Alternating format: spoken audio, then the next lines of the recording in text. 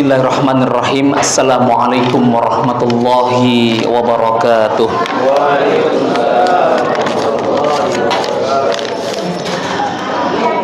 Alhamdulillahilladzi anzala as-sakinata fi qulubil mu'minin liyazdadu imanan ma'a imanihim. Asyhadu an la ilaha illallah wahdahu la syarikalah. Iyyahu na'budu wa iyyahu nasta'in. Wa asyhadu anna sayyidana wa nabiyyana Muhammadan abduhu wa rasuluhu al-mab'utsu rahmatan lil alamin. Amma ba'du, faqad qala Allah ta'ala fi kitabihil karim. A'udzu billahi minasyaitonir rajim. Wa may yattaqillaha yaj'al lahu makhraja wa yarzuqhu min haitsu la yahtasib. Shadaqallahul azim. Masyaallah muslimin, jamaah salat Isya dan tarawih yang dirahmati Allah Subhanahu wa taala. Segala puji dan puja hanyalah semata-mata milik Allah Rabb semesta alam. Salawat beserta salam semoga senantiasa terlimpah dan tercurah kepada satu-satunya teladan kita, yakni Rasulullah sallallahu alaihi wasallam. Bapak Ibu sekalian yang dirahmati Allah Subhanahu wa taala, izinkanlah dalam kuliah Ramadan ini saya menyampaikan topik, yakni tentang cara meraih keberkahan rezeki. Siapa di antara kita Bapak Ibu sekalian yang ingin diberikan rezeki yang berlimpah dari Allah Subhanahu wa taala? Katakan saya. Ya Allah yang tunjuk tangan paling semangat, paling antusias, mudah-mudahan diberikan rezeki yang berlimpah oleh Allah Subhanahu wa taala. Amin. Siapa di antara kita yang ingin diberikan Allah Subhanahu wa taala, ditunjukkan Allah rezeki yang halal, rezeki yang barokah, rezeki yang menenteramkan jiwa? Katakan saya. Ya Allah yang tunjuk tangan paling semangat, paling antusias, mudah-mudahan ditunjukkan Allah jalan rezeki yang halal, yang barokah, yang menenteramkan jiwa. Kenapa demikian? Karena keinginan kita untuk mendapatkan rezeki yang halal, rezeki yang barokah, rezeki yang berlimpah, rezeki yang menenteramkan jiwa merupakan impian dan dambaan setiap orang. Allah Subhanahu wa taala Ar-Razzaq. Allah Subhanahu wa taala Maha pemberi rezeki terbaik. Khairur razikin.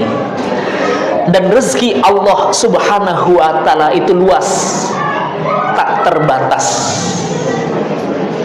Maka rezeki dalam konsep agama kita tidak selalu identik dengan uang, tidak selalu identik dengan wujud materi. Ketika Allah Subhanahu wa taala memberikan kepada kita ilmu yang bermanfaat, ilmu yang mencerahkan jiwa kita, ini pun juga merupakan bagian dari rezekinya Allah Subhanahu wa taala. Dikaruniakan pasangan hidup yang salehah, dianugerahi anak-anak yang soleh, ini pun juga merupakan bagian dari rezeki yang tak ternilai dari Allah Subhanahu wa taala. Diberikan Allah Subhanahu wa taala nikmat sehat wal afiyah, ini pun juga merupakan bagian dari rezeki yang tak ternilai dari Allah Subhanahu wa taala. Kalau saya tanya ke Bapak Ibu sekalian, mau pilih mana Pak? Pengen jadi orang sehat atau jadi orang kaya Pak? Sehat dan kaya ya. Pengen dua-duanya. Kalau seandainya kita dihadapkan pada satu pilihan saja, pilih mana Pak? Jadi orang sehat atau jadi orang kaya Pak? Andai kata kita diminta hanya satu memilih saja, kita maka pilih jadi orang sehat. Berarti menjadi orang sehat itu lebih penting Pak dibandingkan menjadi orang kaya. Ini menunjukkan bahwa nikmat sehat juga merupakan bagian dari rezekinya Allah Subhanahu wa taala.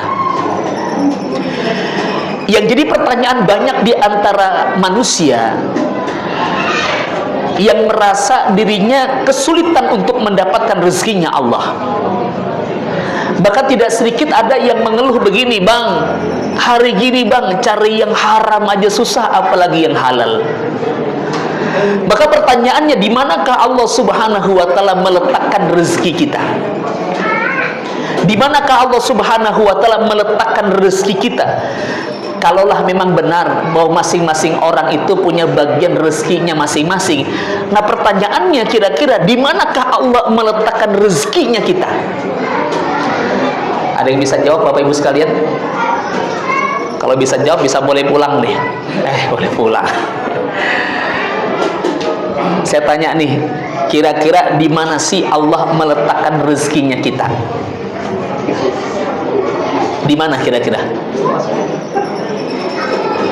Karena banyak orang ngeluh, bang, susah banget nyari rezeki, bang. Karena dia tidak tahu di manakah Allah meletakkan rezeki untuknya. Maka pertanyaannya, di manakah Allah meletakkan rezekinya kita? Ada yang mau coba jawab? Ya, silakan Pak. Ya? Di mana saja, Pak. Oke, bagus Pak jawabannya, Pak. Ada lagi? Bu, barangkali Ibu mau jawab, Bu.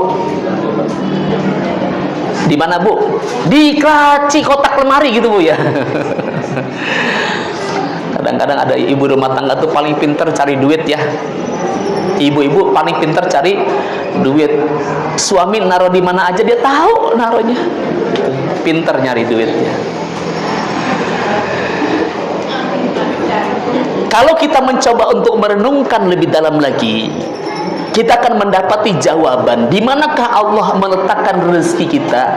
Yang pertama, Allah meletakkan rezeki kita di ujung-ujung kebaikan yang menjadi best of the bestnya kita, yang menjadi keahlian kita, yang menjadi expertise kita. Sebagaimana Allah Subhanahu wa taala berfirman, "I'malu 'ala makanatikum." Bekerjalah sesuai dengan kemampuan terbaik kalian, sesuai dengan potensi terbaik kalian. Maka pertanyaannya, mungkin nggak sih seorang dokter mendapatkan rezekinya Allah itu lewat mobil yang mogok? Dan mungkinkah tukang bengkel mendapatkan rezeki lewat pasien yang sakit? Mungkin nggak kira-kira Bapak sekalian? Maka dokter mendapatkan rezeki, Allah titipkan rezeki kepadanya sesuai dengan ekspertisnya dia, sesuai dengan keahliannya dia, sesuai dengan best of the bestnya dia. Itu yang pertama.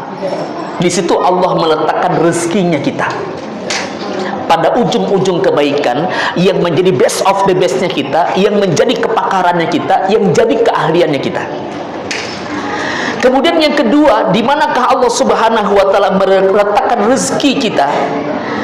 Allah letakkan rezeki itu pada kemuliaan dan kebahagiaan orang lain atas kita. Contoh misalkan, kita pengen mendapatkan rezekinya Allah dalam bentuk ilmu.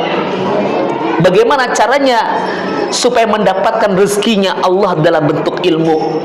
Ketika kita punya guru, gurunya ikhlas memberikan ilmu kepadanya, murid ridho mendapatkannya.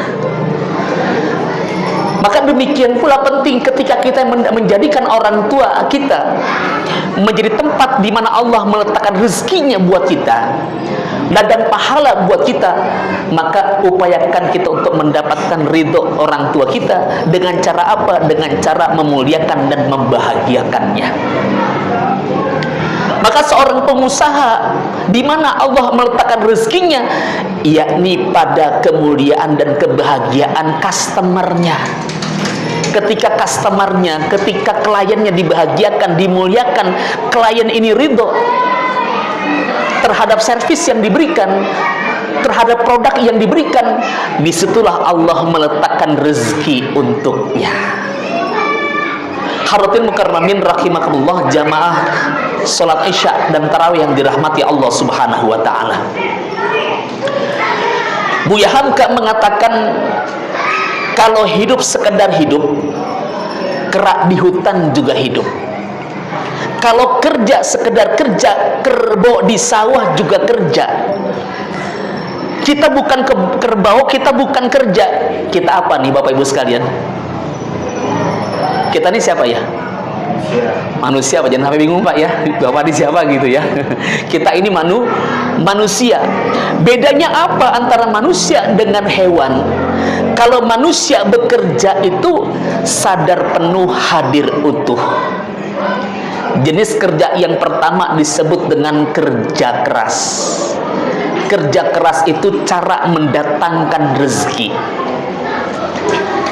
Yang kedua, kerja cerdas. Kebo kerjanya nggak cerdas, kerak kerjanya nggak cerdas. Kalau kerja cerdas itu cara melipat gandakan rezeki. Yang ketiga, kerja ikhlas. Kerja ikhlas itu cara memberkahkan rezeki. Hadirin mukarramin rahimakumullah, jamaah salat Isya dan tarawih yang dirahmati Allah Subhanahu wa taala. Satu ketika ada seseorang yang datang kepada Imam Hasan Al-Basri mengadukan persoalan hidupnya. Ada yang datang kepada Hasan Al-Basri bertanya, "Wahai Hasan Al-Basri, saya sudah lama menikah tapi kok masih belum punya anak juga." Lalu Hasan Al-Basri mengatakan, "Istaghfirillah." Mohonkan ampun kepada Allah Subhanahu wa taala. Ada lagi yang datang kepada Imam Hasan Al-Basri, dia mengeluhkan ladangnya kok enggak subur-subur, kok enggak panen-panen. Lalu kemudian Hasan Al-Basri mengatakan, "Istaghfirillah." Perbanyaklah istighfar kepada Allah Subhanahu wa taala. Ada lagi kemudian seseorang datang kepada Hasan Al-Basri menyatakan persoalannya dan kemudian jawabannya selalu istaghfirillah. Perbanyaklah istighfar kepada Allah Subhanahu wa taala.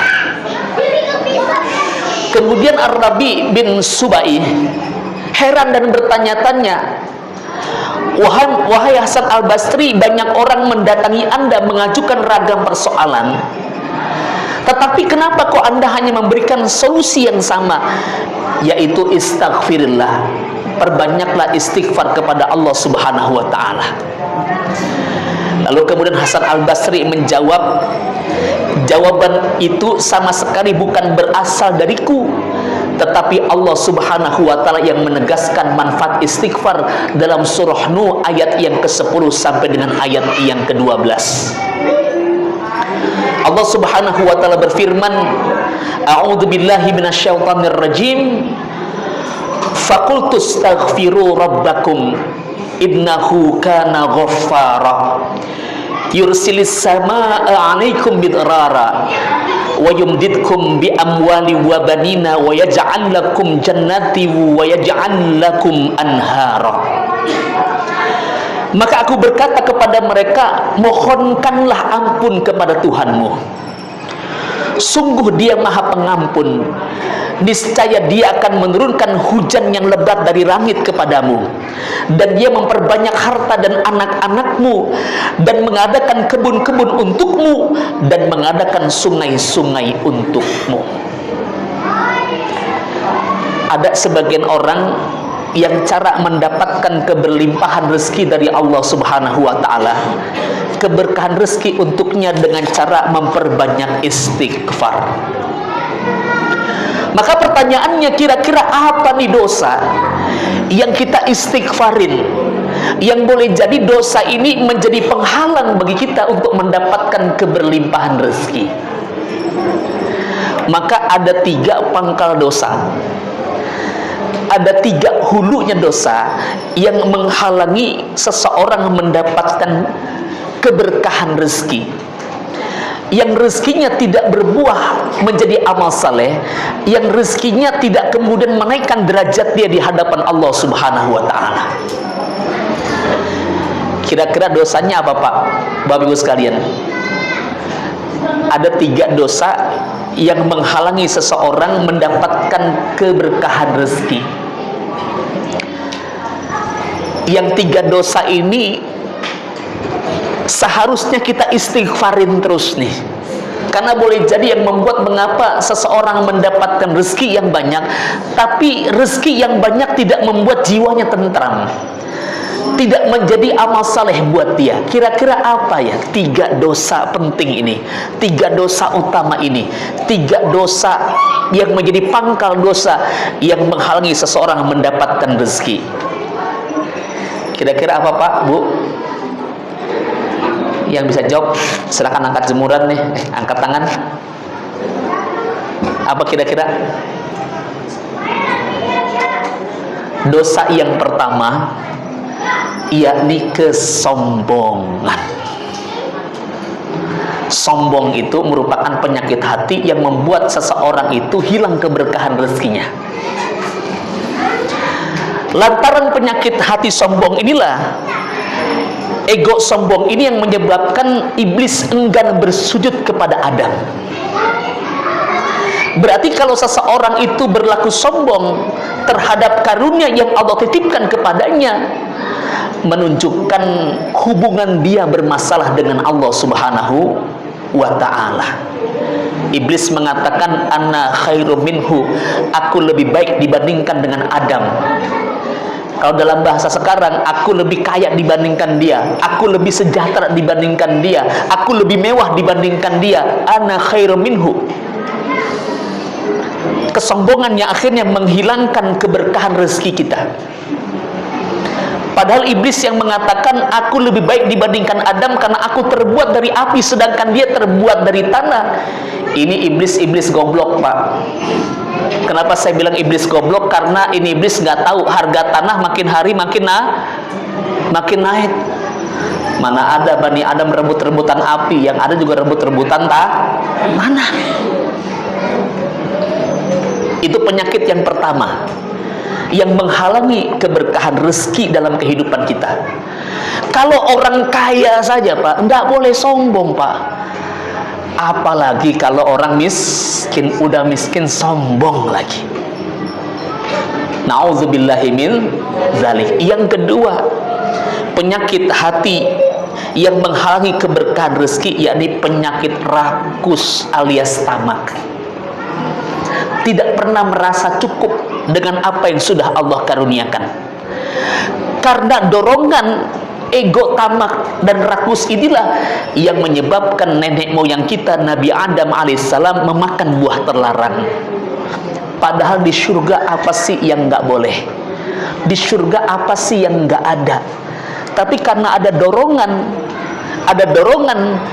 ada ego, ada nafsu, tamak, dan rakus, akhirnya membuat Nabi Adam, nenek moyang kita, meski terusir dari surga, udah enak-enak di surga, cuma karena satu yang dilarang, tapi dilakukan lantaran dorongan rakus atau tamak tadi, akhirnya menyebabkan Nabiullah Adam, nenek moyang kita, meski terusir dari surga. Jadi kalau ditanya, sebetulnya kita nih semua nih aslinya Pak bukan penduduk Jakarta Pak, bukan penduduk Indonesia, penduduk Jawa. Sebetulnya kita nih semua aslinya Pak penduduk sorga Pak. Cuma gara-gara nenek moyang kita salah makan aja, akhirnya kita terusir di dunia begitu. Tapi tenang aja Pak, insya Allah kita bakal balik kampung lagi. Kemana Pak? Kita balik kampung nanti ke surganya Allah Subhanahu wa ta'ala, insya Allah. Kemudian penyakit yang ketiga yang akhirnya menghilangkan keberkahan rezeki, yakni penyakit iri hati. Penyakit iri hatilah yang mendorong Qabil dan Habil, salah satu di antara mereka, membunuh saudara kandung sendiri lantaran dorongan iri hati. Jangan sampai naudzubillah min dzalik tetangga kita renovasi, kitanya yang meriang gitu. Tetangga beli mobil baru, tetangga beli rumah baru, kitanya yang puyeng gitu. Itu menunjukkan seseorang itu kena satu penyakit yang menghalangi keberkahan rezeki, yakni penyakit iri hati. Maka insya Allah sampai dengan ujung Ramadan ini, kalau kita mau istighfar, barangkali 3 dosa ini Pak yang mesti kita istighfari.